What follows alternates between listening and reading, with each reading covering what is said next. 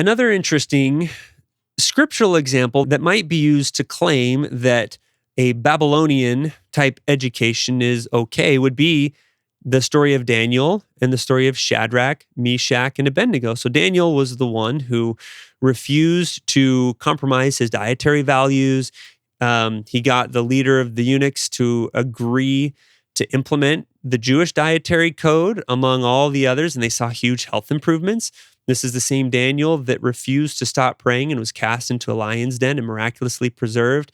Shadrach, Meshach, and Abednego were the ones who, when they were commanded to fall down and worship this large idol that the king had built, refused to do so. And as a result, were cast into a furnace and were miraculously preserved by the presence of an angel.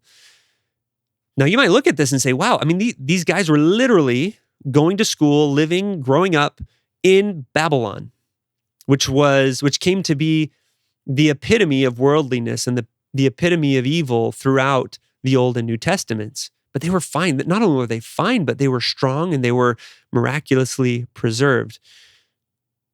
Now, first of all, if they were to show up today and we were to ask them how they felt about their Babylonian education, I would highly doubt that any of them would say, oh yeah, slavery education, that's the way to do it. Like, that was awesome. They would probably wish that they'd had the opportunity to be educated at the temple back in Jerusalem among their people, learning from the perspective of their faith.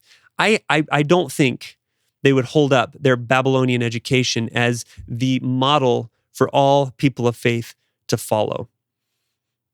And the other thing that chills me about these two examples is the fact that Babylon had taken the entire nation of Judah into captivity.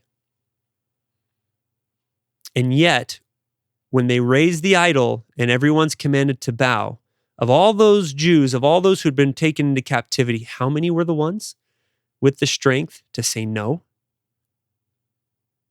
3. Why weren't there any more? And when they were commanded to no longer pray, how many were there that were caught and thrown into the lion's den for refusing to turn their back on the commandment to pray? There was one. It was Daniel. Where are the rest of them? The statistics on that particular case study are not promising. And are you willing to play roulette with your kids' souls like that? I sure as heck am not.